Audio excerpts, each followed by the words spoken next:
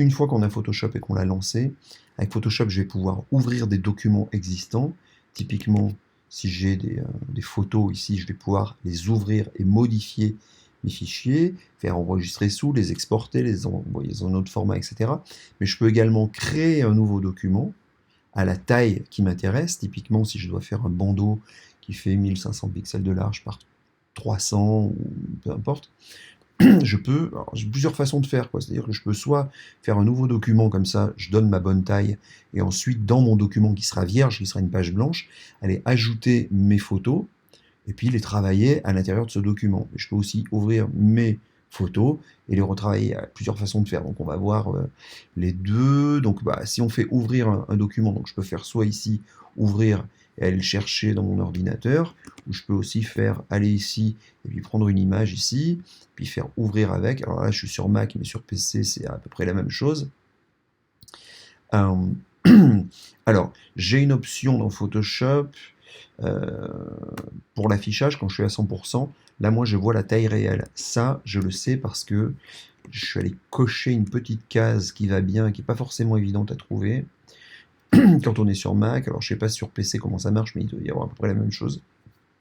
Je trouve que le dernier ordinateur, en tout cas pour les Mac, sur les PC il y en a aussi, ne sont plus à une résolution de 72 dpi, donc 72 pixels par pouce, mais à 180, c'est les écrans Retina. Et donc Photoshop, par défaut, quand on installe, une image qui fait 1400 pixels, ça doit être à peu près le cas de ça, elle fait combien si je suis en pixels? Voilà, elle fait 1200 pixels, elle va s'afficher beaucoup plus petit. Parce qu'en fait, sur un écran Retina, 1200 pixels, ça fait à peu près ça. Ça fait pas les trois quarts de mon écran, quoi. Voilà. Donc, pour avoir une vraie vue de mon image telle qu'elle s'affichera ensuite sur un site internet, il faut que je me mette ici. Donc là, je vais faire commande I, où je dois avoir lire les informations, je pense. Lire les informations. Et là, en fait, je coche la case ouvrir en basse résolution. Ça veut dire que tu ne tiens pas compte du fait que mon écran a une résolution Retina, donc à 180 dpi ou parfois plus, mais tu reviens dans un mode à 72 dpi pour avoir une vue telle que mes images s'afficheront réellement sur un site internet, quoi. Voilà.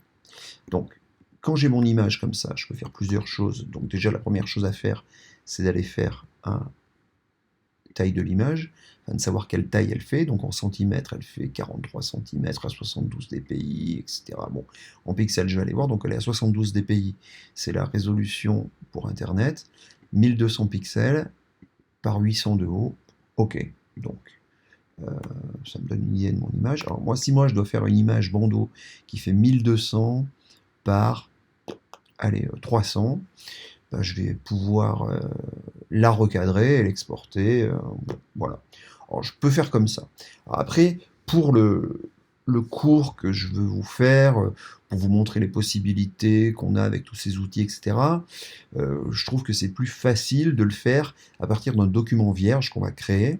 Donc si on fait créer nouveau document, je fais 1200 par 500 par exemple, à 72 dpi, donc j'ai choisi la taille de mon document, je fais OK, voilà. Donc je peux me mettre, ici je vois que mon image elle s'affiche à 66% de sa taille réelle, donc je vais faire un pomme plus. Alors pomme c'est commande, hein. Ça ne va pas grossir en réalité mon image, ça va simplement faire en sorte que je vais zoomer. C'est comme quand je suis dans Word et que je zoome, voilà. Je ne change pas la taille de mon image. Donc si je vais vérifier la taille de mon image, elle fait bien en pixels, 1200 par 572. Alors là, vous avez vu, en fait, toutes mes valeurs, elles sont en centimètres, alors que moi, je suis dans un monde où les centimètres n'existent pas. Donc je peux aller régler dans les préférences. Format, unité, règle, voilà. Et là, je vais lui dire... alors c'est marrant, qu'il est déjà tout en pixels.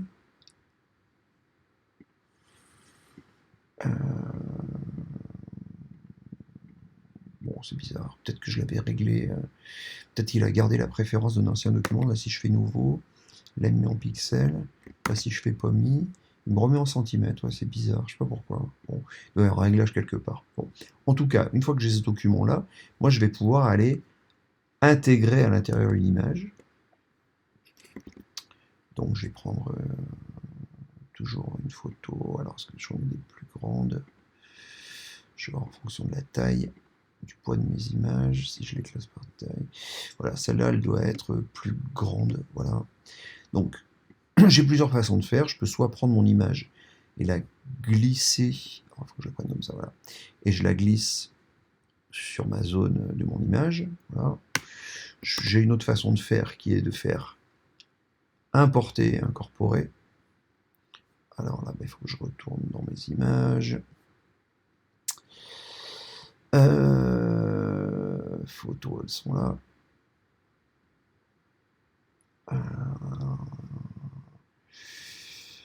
Où est-ce que j'ai mis mes photos d'animaux? Voilà, chaton.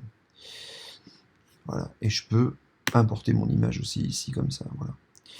Alors, pourquoi est-ce qu'elle s'ouvre comme ça, alors elle doit être à 300 dpi, je pense. Donc si je l'ouvre dans Photoshop, alors il y a aussi une autre façon que je vais vous montrer, c'est de l'ouvrir comme ça, et de faire pomme A, donc tout sélectionner. Ensuite, je peux faire copier. Je retourne dans mon autre document qui est derrière, et je fais coller. Voilà, ça va faire à peu près la même chose, sauf que là, il ne fait pas exactement de la même façon, c'est-à-dire que là, il me la met en... Il n'interprète pas les pixels de la même façon, c'est-à-dire que quand j'ai fait importer, alors on va aller voir les calques, ça nous permet de voir aussi ce qui se passe sur la couche des calques. Donc si je vais dans les calques ici, voilà. Donc là, j'ai 3 calques en fait. J'ai un premier calque blanc avec mon fond, j'ai un autre calque avec mon image importée. Alors c'est marrant qu'il me l'ait mise à cette taille-là, parce qu'en fait, elle a quand même beaucoup plus de piqué. Alors, si je l'agrandis, alors je devrais pouvoir l'agrandir. Donc en fait, il vaut mieux, visiblement, faire un copier-coller quand même, parce que je dois moins perdre de définition. Donc on va plutôt faire comme ça. Alors là, qu'est-ce qui se passe? C'est que mon image, elle est très grande, donc il va falloir que j'aille la réduire. Alors, moi, généralement, je fais le raccourci commande T, alors qui va, si je fais un zoom arrière comme ça, qui va me permettre en fait d'aller tirer sur les poignées de mon image comme ça, voilà. Alors commande T, c'est dans édition et c'est transformation manuelle. Voilà, alors je peux faire comme ça, transformation manuelle, et je vais réduire mon image. Alors il est possible qu'en fonction des versions de Photoshop, si vous tirez sur les poignées, ça vous produise ça. Vous avez la possibilité de changer le ratio de l'image. Alors, dans certaines versions de Photoshop, si on réduit notre image comme ça, eh ben ça reste homothétique, c'est-à-dire que le rapport largeur-hauteur reste identique. Parfois, il faut appuyer sur la touche majuscule flottante, c'est la petite touche majuscule, celle qui est à droite du clavier, à côté des flèches, en dessous de la grosse touche majuscule qui bloque les majuscules. Voilà. Donc, en fonction des versions de Photoshop, ça change, quoi. Voilà. Donc, si ça fait ça, appuyez sur la touche majuscule, ça réglera le problème. Donc ensuite, on peut agrandir comme ça, et puis refaire un cadrage correct. Voilà. Donc ça, c'est quelque chose, il faut que vous soyez capable de faire ça, quoi. Voilà. Alors ensuite, je vais vous montrer les différents outils de sélection qui vont nous permettre, par exemple, de détourer un sujet. Alors, qu'est-ce que j'ai comme image qui pourrait être facilement détourable?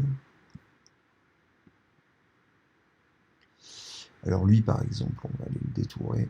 Donc, je vais ouvrir avec Photoshop. Alors, dans les outils de sélection, je peux faire une sélection carrée, par exemple. Donc là, on a vu tout à l'heure qu'on avait fait tout sélectionner pour pouvoir faire copier-coller d'une image à l'autre.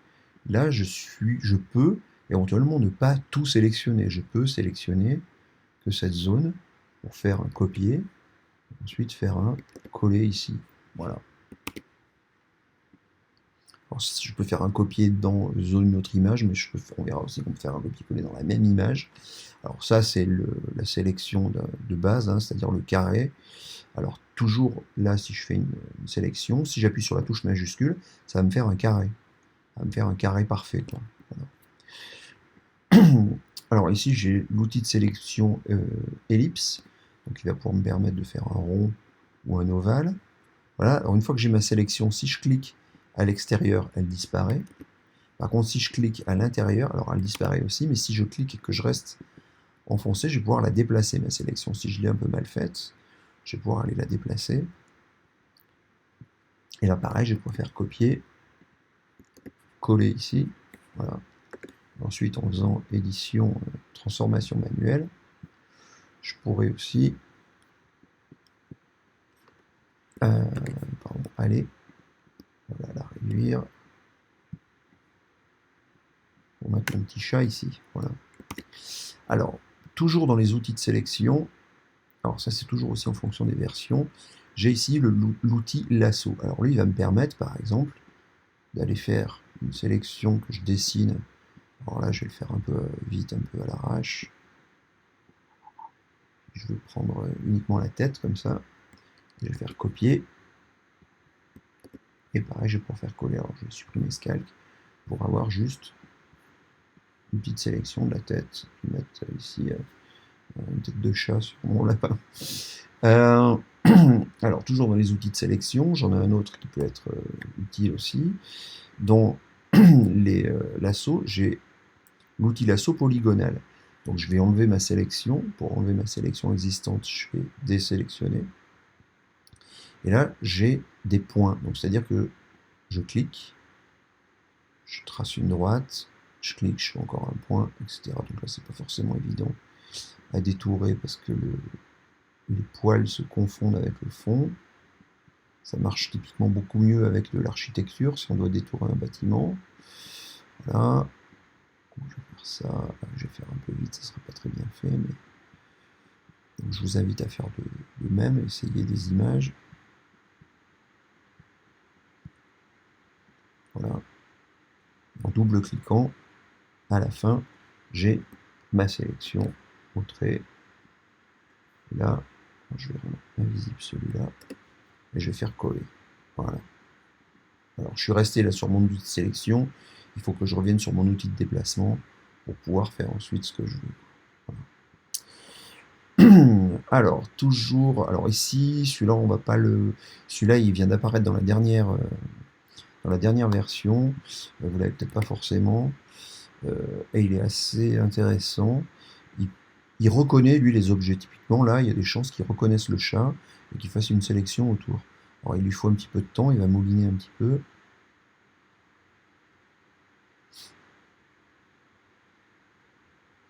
Voilà, et là, il m'a fait une sélection, il a reconnu, en fait, le personnage. Alors, parfois, ça marche vraiment très très bien.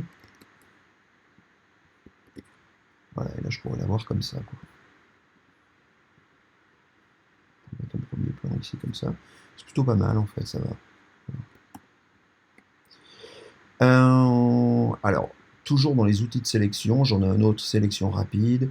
Bon, il y a plein d'outils pour la sélection. Si je veux sélectionner le marron, le gris, là, ça va plutôt pas mal marcher, je pense. Là, je me balade dans cette zone. Alors là, il en a un peu trop pris. Donc maintenant, je vais pouvoir faire Option, me déplacer dans le chat pour enlever de la sélection. Voilà.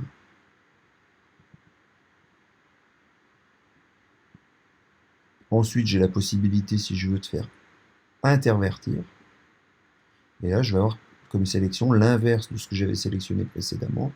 Et là, j'ai mon petit chat et les plumes. Quoi. Voilà. Donc là, je pourrais sélectionner ça, et puis aller le mettre ici. Voilà. Oui, ça n'a pas trop mal marché quand même, ça. Pour ça. Donc voilà pour les outils de sélection.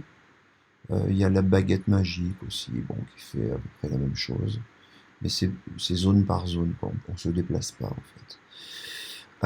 Voilà pour la sélection. Donc avec mes sélections, donc typiquement, là je vous ai montré que je pouvais faire copier-coller, mais je peux faire une sélection sur un... On va prendre une de mes sélections ici, là, par exemple cette image. Donc, je vais le mettre ici. Je vais la réduire un petit peu. Je peux tout à fait sélectionner la moitié, prendre l'outil de déplacement, et puis déplacer l'autre moitié ici. Voilà. Je peux aussi sélectionner une zone, typiquement dans le fond. Si je vais sélectionner, par exemple avec l'outil de sélection rapide, je vais essayer de sélectionner que ce lapin. Et puis je vais aller appliquer un effet. Donc là j'ai une sélection. Je vais appliquer un effet de changement de couleur. Je vais pouvoir faire en sorte que mon lapin devienne vert ou qu'il passe en noir et blanc. Voilà. À voir, quoi.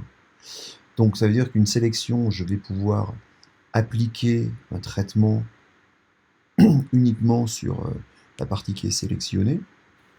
Comme dans Word, quand je sélectionne des mots, que je les mets en gras, quoi. Ou je vais pouvoir aussi les copier et aller les coller dans un autre document.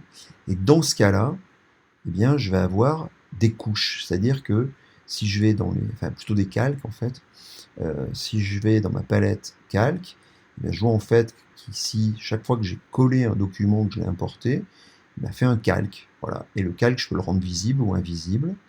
Et ensuite, quand je veux intervenir sur mon calque, eh bien, il faut que je le sélectionne. Donc je le rends visible. Donc là, j'en ai plusieurs, je les rends tous visibles. Donc si je veux intervenir sur le premier, c'est celui-là avec les deux options, là, eh bien, il faut que j'aille me mettre, enfin, avec le cercle que j'ai coupé en deux, il faut que je me mette sur ce calque-là. Et ensuite, bah là, si je fais déplacement, ça va me déplacer tout mon calque. Ou si je fais une sélection, ici, eh bien, je déplacerai uniquement ce qui est sélectionné dans mon calque qui est sélectionné ici, quoi. Voilà. Donc je peux les activer, les désactiver, les rendre visibles, les rendre invisibles.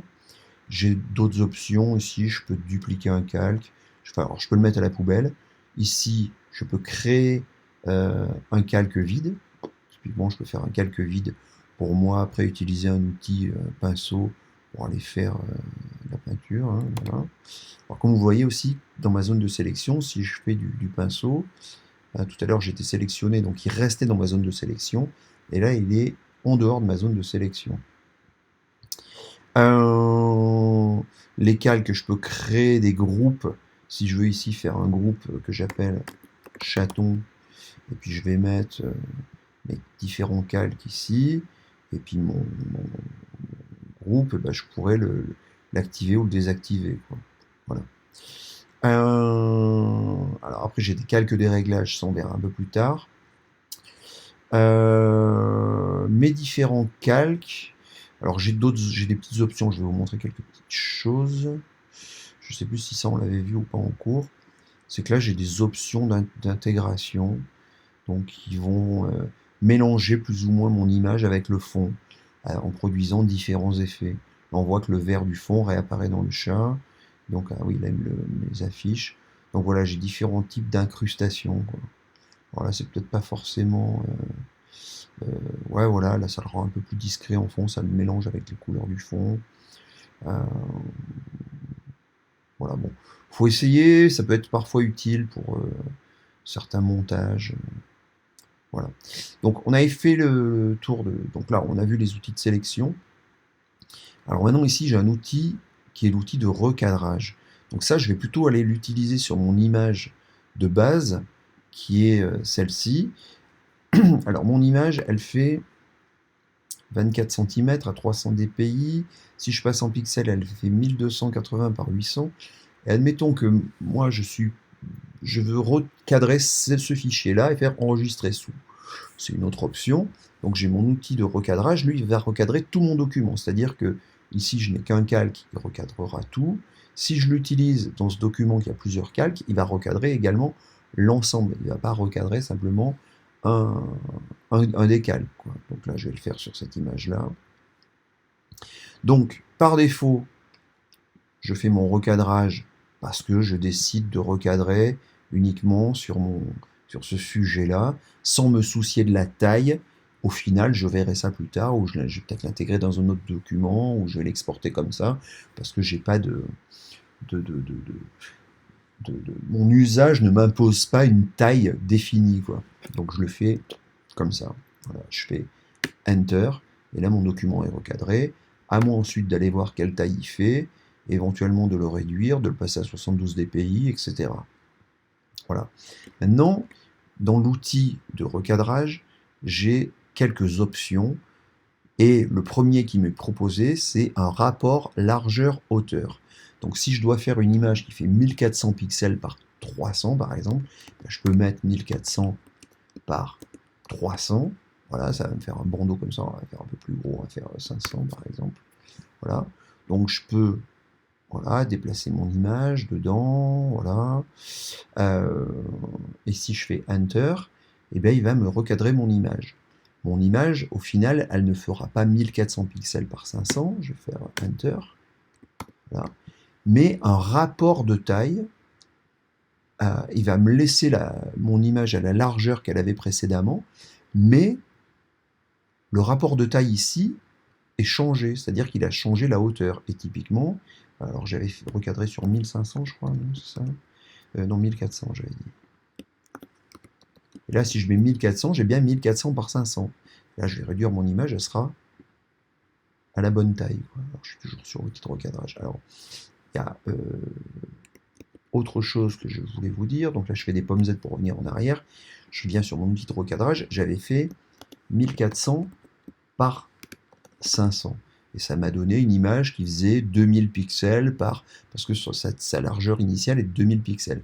J'aurais pu faire aussi de la même façon 14 par 5, ça me donne exactement le même résultat. C'est un ratio, c'est un rapport de taille en fait. Hein, si je fais ça et que je fais Enter, voilà, et je vais voir la taille de mon image, elle fait toujours 2820, etc. Quoi, voilà. Elle n'a pas changé de taille, quoi. Voilà. Il faudra que je la change après.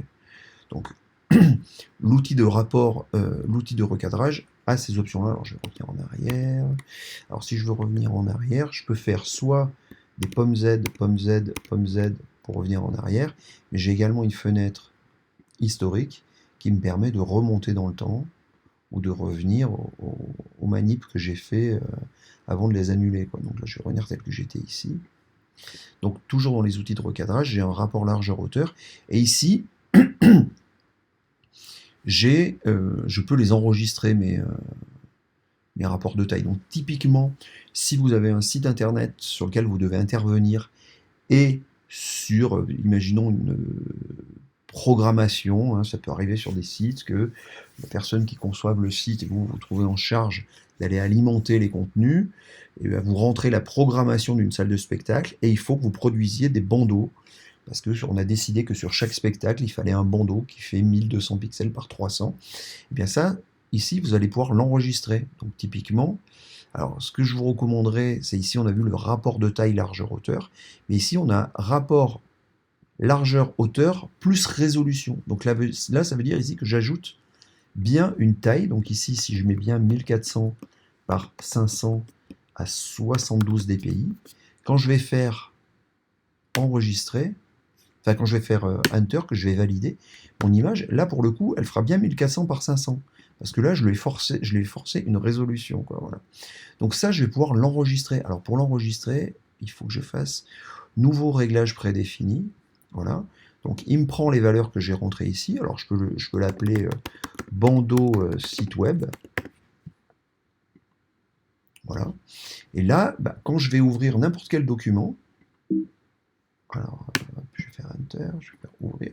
J'ouvre n'importe quel document, je vais pouvoir retrouver ici, voilà, j'aurai ici bandeau site web et j'aurai mon recadrage. Donc typiquement, si vous avez régulièrement des images à produire à la même taille, je vous recommande vivement dans votre Photoshop de faire ça. Voilà. Alors, l'outil de recadrage, voilà, donc ça, très bien. Alors, ici, ça, c'est un nouvel outil depuis la dernière version de Photoshop qui nous permet en fait de créer des zones dans lesquelles on va pouvoir accueillir une image. Typiquement, là, si je suis si je suis dans mon image et que je fais importer, là, je fais importer et incorporer.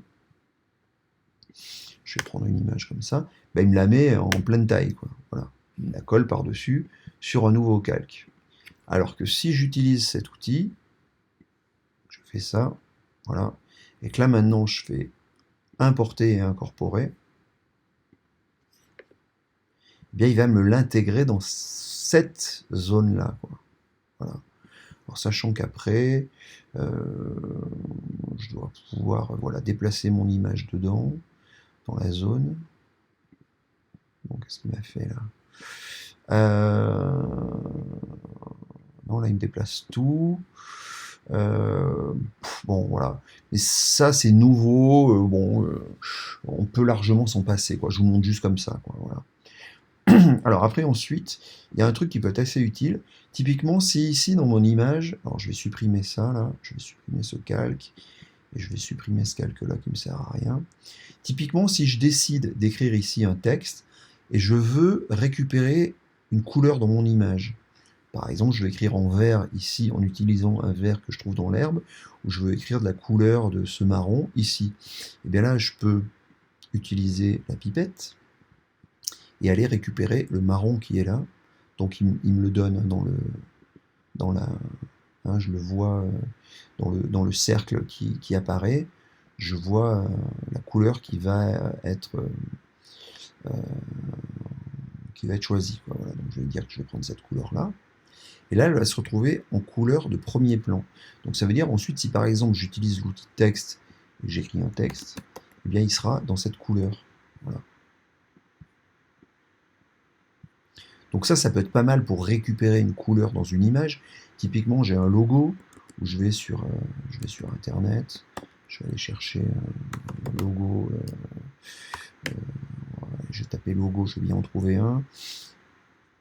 Voilà, alors on va prendre celui-là au pif. Si je veux récupérer cette couleur-là, il y aura d'autres façons de le faire, mais je peux prendre mon image, l'ouvrir dans Photoshop, prendre l'outil pipette, chercher l'orange ici, et là je vais connaître la composition RVB de ma couleur, donc son code couleur en RVB, son code couleur en CMJN et son code hexadécimal qui est utilisé pour le web. On verra dans WordPress, quand on choisit une couleur, on peut indiquer ce code hexadécimal. Chaque couleur a un code hexadécimal, quoi. Voilà.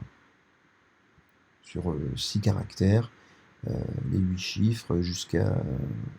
donc le 0 c'est FFF, donc ça va de 8 chiffres à toutes les lettres. Le noir c'est 0000, le blanc c'est FFF, et puis en fonction des différents gris, voilà, on a 7777, et après quand on ajoute des couleurs, et bien le niveau de RVB change.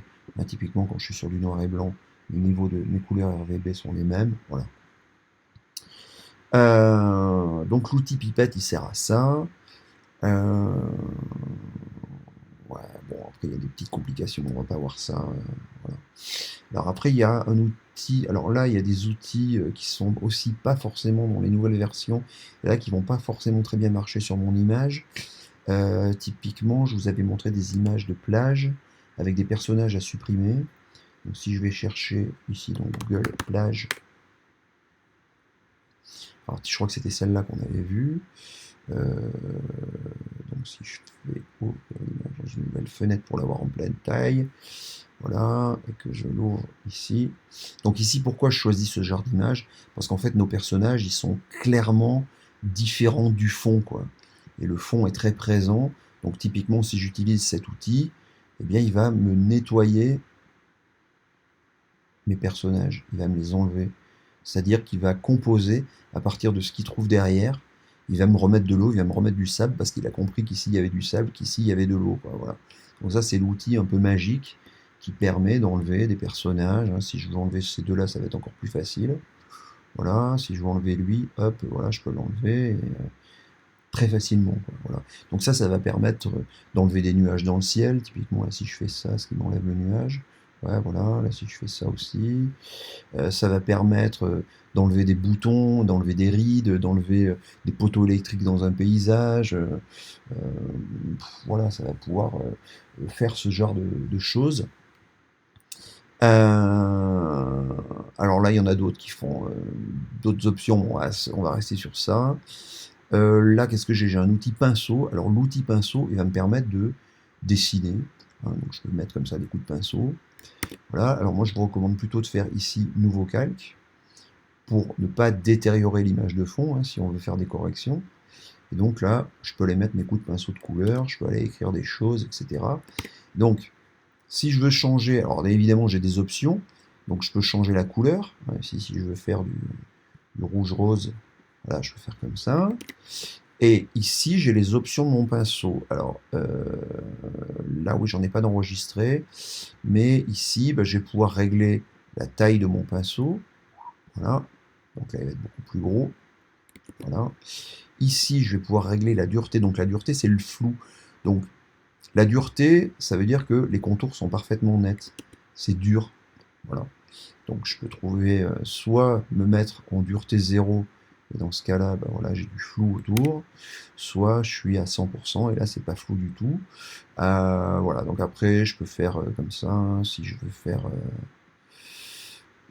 faire plus petit, on va se mettre un peu plus dur, et donc ça va me permettre de faire comme ça des pleins et des déliés par exemple. Voilà. Voilà, après j'ai différents pinceaux enregistrés ici, je pense. Ouais, voilà. Donc je peux aller taper ici. Et j'en ai en fait aussi qui commencent petits, qui grossissent, qui finissent plus petits. Non, là ça marche pas forcément très bien. Voilà, il y a des options. Le flux, ça veut dire qu'il va pas durer très longtemps. Voilà. Ah non, le flux, c'est le fait qu'il soit transparent. Donc c'est quoi là? Oui, c'est bien le flux. Non, là j'ai l'opacité. Si, le flux, pourtant, normalement, ça fait qu'il dure pas très longtemps. Ah ouais, c'est bizarre. Bon. Bon, voilà. Alors, je vous montre un autre outil. Donc, on avait vu ça vite fait. Donc, vous pouvez essayer tous les réglages pour voir ce que ça fait. Ensuite, ici, l'outil tampon qui permet de faire un petit peu ce qu'on avait fait avec ça. Mais on va par exemple, alors pour l'utiliser, on va régler aussi sa taille. Donc, on va prendre un truc un peu moyen. On va mettre une petite dureté. Voilà, comme ça. Et là, en fait, le but, c'est de dupliquer ces personnages et d'aller les mettre ailleurs. Et donc pour ça, il faut que je commence par me mettre sur la zone que je veux dupliquer. J'appuie sur la touche Option et je clique. Je relâche tout. Je me déplace. Et là, si je reclique, j'ai une sélection. Je vois une croix là sur la tête de mon personnage et un rond à droite. Et là, si... Alors non, zut, je suis sur le calque, donc là, il ne va rien faire. Sur le calque transparent, si je reviens ici, donc je recommence, je fais Option, clic, bien que je fasse gaffe à être sur mon calque, là je me déplace sur la droite, et là en fait, bah, je vois ce qui se dessine, et je vois ce qui est pris avec la croix à droite, quoi. Donc si je vais ici, voilà, il va m'effacer, voilà, il va aller chercher ce qu'il y a autour, quoi. Voilà. Donc ça, on avait fait quoi? On a enlevé des boutons sur le nez, donc on va le refaire. Donc si je tape bouton, visage, alors bah, on va prendre cette image. On va ouvrir l'image dans une nouvelle fenêtre. Je vais aller l'ouvrir dans Photoshop. Voilà, donc je vais zoomer un petit peu. Donc la zone que je veux enlever, je vais réduire parce que là je vais prendre trop. Voilà, puis je vais aller chercher. Alors qu'est-ce que j'ai comme... Wow. Qu'est-ce que j'ai fait là?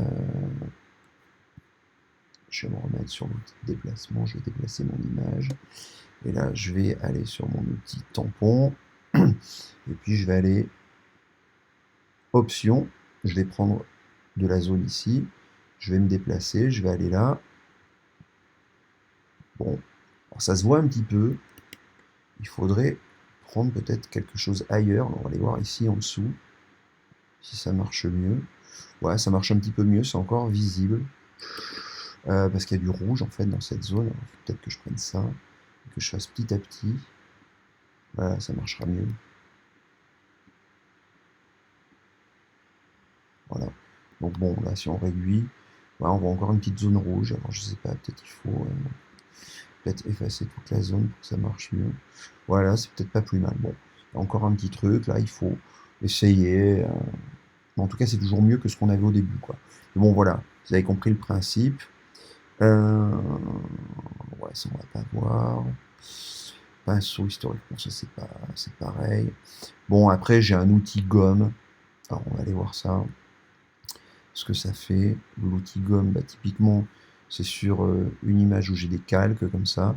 Bah, je vais pouvoir aller, toujours en étant bien sur mon calque, et en réglant la taille de ma gomme, et bah, aller mettre des coups de gomme qui vont faire apparaître ce qu'il y a derrière, quoi. Si je rends tout invisible, hein, voilà, je gomme vraiment mon calque, quoi. Voilà, donc ça peut rendre utile aussi, ça peut être utile aussi. Là, j'ai un outil dégradé qui va... alors ça, je vais aller le mettre typiquement sur un nouveau calque. Et donc là, si je l'utilise comme ça, donc je prends mon outil dégradé, je vais le laisser par défaut, je vais faire un point, je me déplace, je fais un autre point, je relâche, ça remplit le dégradé dans toute mon image. Si j'ai une sélection, et que je fais mon dégradé va apparaître dans ma sélection. Voilà. Alors après, ensuite, ici, bah, je vais pouvoir aller régler mon dégradé, aller changer mes couleurs, je peux mettre de la transparence. Alors, je vais prendre une couleur assez proche de celle que j'ai ici. Donc, si je veux la reprendre, est-ce que je peux faire comme ça? Donc, comment je peux faire là? Je vais dupliquer celle-là. Voilà. Alors, je vais supprimer celle-là. Waouh, waouh, waouh, waouh. Non, je ne peux pas la dupliquer. Si. Ah non, c'est ici, pardon. Donc, qu'est-ce que j'ai fait là? Ah! Je suis en train de faire n'importe quoi. Voilà, je vais plutôt récupérer le code couleur. Voilà. Et je vais aller l'appliquer à l'autre. Ça marchera mieux. Je vais supprimer ce. Non, je vais le mettre comme ça. Voilà. Donc là, qu'est-ce qui se passe? J'ai. Voilà. Voilà. Donc là, j'ai deux fois la même couleur. Donc c'est pas un dégradé. Et je vais lui dire que celui-là, il a une opacité. Donc il a de la transparence. Donc ça va me permettre de faire ça, par exemple. Donc là, je vais faire tout désélectionner. Et là, je vais aller mettre un petit bout de dégradé. Ça va me permettre de pouvoir faire des petites choses comme ça. Si je l'applique, voilà, ça va me permettre de rajouter voilà, une légère petite teinte comme une petite lumière qui apparaîtrait au-dessus. Et ça, alors avec les effets de produits, etc., ça peut produire des effets parfois sympas, quoi. Voilà, donc là, avec les effets de calque, ça fait des trucs sympas, quoi. Voilà. Alors après, ça, c'est des outils que j'utilise assez peu. L'outil goutte d'eau, il va faire quoi, lui? Si je me mets sur le calque, je désélectionne tout. Je sais plus ce qu'il fait.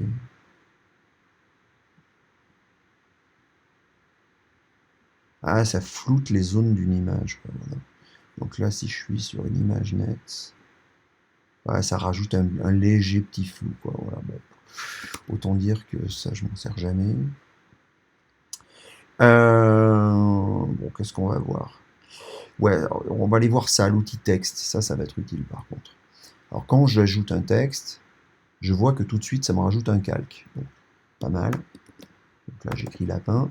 Il l'écrit dans la couleur de premier plan. Si je veux changer la couleur, je sélectionne mon texte et je vais changer ma couleur. Si je choisis ma couleur, ou je colle un code hexadécimal d'une couleur que je connais. Alors ici, j'avais tout sélectionné. Si je sélectionne juste deux lettres, qu'est-ce qu'il va faire? Il va quand même changer. Ah non, il va changer la couleur de mes deux lettres. Voilà. Si j'ai rien de sélectionné, et que je suis comme ça, et que je lui dis de changer ma couleur, qu'est-ce qu'il va faire là? Je crois qu'il change rien. Ah, voilà, il change rien. Il faut qu'on ait sélectionné nos couleurs. Alors après, ensuite, bah, comme dans n'importe quel logiciel, quand je mets du texte, hein, je vais pouvoir aller choisir ma typo, je vais pouvoir changer sa graisse, si elle est grasse, pas grasse, fine, extra fine, etc. Changer la taille, voilà, pour la réduire ou l'agrandir. Alors ça, sachant que je peux aussi faire, comme tout à l'heure on a vu, agrandir, faire une transformation manuelle. Voilà, je vais pouvoir le faire là aussi, ici. Voilà. Et toujours avec la touche majuscule pour garder les bonnes proportions de mon image, quoi. Là, si je fais Enter, alors est-ce qu'il a changé la taille? Ouais, il a changé la taille, j'étais à je sais plus combien là, 72. Il a changé ma taille. Voilà, donc je peux le faire comme ça, soit en changeant les valeurs, soit en tirant dessus. Bon, voilà, après mes textes, je peux les déplacer, etc. Donc je peux faire plusieurs blocs texte pour les caler les uns en dessous des autres. Typiquement, si j'ai une phrase, ça, je vais peut-être vous demander ça dans un exercice. Enfin, j'ai des exercices comme ça, sur lesquels on reviendra. Par exemple, je vais écrire musée de Grenoble. Voilà. Et en dessous, je veux écrire le 16 juin, machin, et les caler, quoi. Donc là, je peux faire comme ça, agrandir ce texte-là. Voilà. Et là, je vais écrire un autre texte. Alors, je vais mettre du blanc. Le jeudi 12 septembre 2020. Et si je veux que ça soit calé en dessous, et ben en fait, c'est plus facile, comme ce que je viens de faire, c'est-à-dire d'avoir deux textes, d'avoir deux blocs texte sur lesquels je vais pouvoir changer les couleurs, changer les tailles, les caler, etc. Plutôt que d'avoir un seul fichier texte dans lequel je vais mettre musée de Grenoble le jeudi 12 et d'aller régler chacun de mes textes, quoi. Ce sera plus facile, en tout cas, de faire comme ça, quoi. Donc des textes qui ont des attributs différents, je fais des blocs textes différents. Voilà. Bon, je peux éventuellement vous montrer ça. Ça me permet en fait de faire des formes géométriques. Typiquement, si là derrière je veux mettre un carré, hein, je vais mettre un carré gris, bim, là je fais un carré comme ça, et là pareil, je vais pouvoir aller changer sa couleur, ou aller chercher une couleur dans ma palette. Voilà, je vais faire un gris comme ça. Et je vais pouvoir aussi tirer dessus pour l'agrandir, toujours en utilisant mon raccourci transformation manuelle. Transformation manuelle, c'est vraiment le raccourci que j'utilise, qu'on utilise à fond, quoi. Voilà. Voilà, je crois qu'on s'était arrêté là. Bon, j'ai peut-être vu plus de choses là. Je vais arrêter là, ça fait 3/4 d'heure. Je referai d'autres cours sur les réglages des images, quoi. Voilà, je vais arrêter là.